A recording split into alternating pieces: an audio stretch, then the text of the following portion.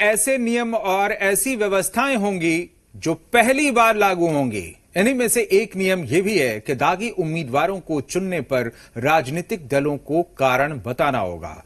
बिहार निर्वाचन आयोग ने इसके लिए 150 पंजीकृत दलों को चिट्ठी लिखी है। निर्वाचन आयोग के इस पहल का स्वागत हर दल ने किया है, लेकिन पिछले आंकड़ों का क्या, जहां हर दल से दागियों को विधानसभा भेजा गया? क्या राजनीतिक दलों की मंशा है कि साफ सुथरे छवि के कैंडिडेट को वो संसदीय राजनीति में भेज सकें, या फिर ये नियम बस नाम के लिए हैं? जमीन पर इसका असर कितना होता है, ये सभी दलों को मालूम है। दागियों को टिकट दिया तो बताना होगा कारण। बिहार चुनाव में पहली बार लागू होगी व्यवस्था। दलों ने किया स्वागत, लेकिन आंकड़ों का क्या? संसदीय राजनीति में निर्वाचन आयोग साफ सुथरे उम्मीदवारों को देखना चाहता है, तभी तो इस बार बिहार चुनाव से एक नया नियम लागू होने जा रहा है। नया नियम यह है कि बताना होगा दागियों को क्यों चुना। बिहार विधानसभा के चुनाव में दलों को ये बताना होगा कि जिनके खिलाफ आपराधिक मुकदमे लंबित हैं, उन्हें प्रत्याशी क्यों चुना। दलों को बाजाब्ता अखबार में ये सूचना प्रकाशित करानी होगी। चुनाव आयोग ने सुप्रीम कोर्ट के आदेश के मद्देनजर सभी मान्यता प्राप्त दलों के लिए ये प्रावधान लागू कर दिया है। बिहार में 150 रजिस्टर्ड दलों को निर्वाचन आयोग ने चिट्ठी लिखी है, जिनका मुख्यालय पटना है।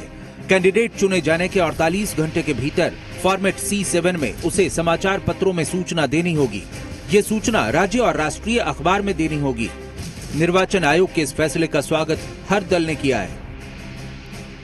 बिल्कुल स्वागत योग्य कदम है। चुनाव आयोग के इस कदम का हम अपने दल की ओर से स्वागत करते हैं। इस पे और कड़े कानून होने चाहिए। कानून तो ऐसा होना चाहिए कि दागी उम्मीदवार चुनाव लड़ ही ना पाए। अब सुप्रीम कोर्ट के जैसा दिशा निर्देशों का चुनाव आयोग उसको पालन कर रहा है। जनता दल यू ऐसे किसी सुझाव का जो चुनाव सुधार संबंधी हो, इन सभी सुझावों का स्वागत करता है और अमल करने की पहल भी करे। निर्वाचन आयोग के फैसले का स्वागत हर कोई कर रहा है, लेकिन जरा आंकड़े भी देख लीजिए।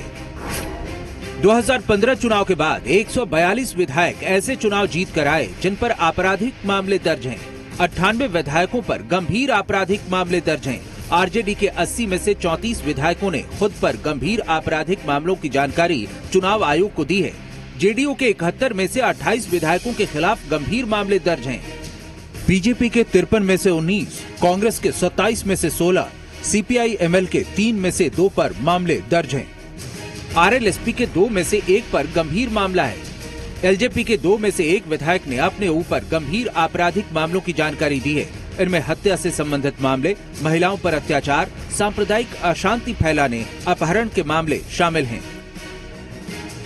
चुनाव आयोग अगर गंभीर है तो उन्हें सर्वदलीय बैठक बुला के स्पष्ट एक गाइडलाइन देना चाहिए कि जिसके ऊपर भी आपराधिक मामले हैं उनके नामांकन को हम रद्द करेंगे। अगर ये चुनाव आयोग करे तो आप देखिए राजनीति में सही में कुछ शुचिता आ पाएगी। लेकिन विज्ञापन देने और एफिडेविट देने से थोड़ी रुकता है। लोग तो जो उस टाइप के आ ही रहे, तो मैं इसे पर्याप्त नहीं। हकीकत यह है कि हर दल को दागी कैंडिडेट से मोहब्बत है। कोई भी किसी से पीछे नहीं है। इसलिए निर्वाचन आयोग के फैसले का स्वागत करने से कुछ नहीं होने वाला। पहले तो पार्टियों को खुद बदलना होगा। आशुतोष चंद्रा, जी मीडिया, पटना।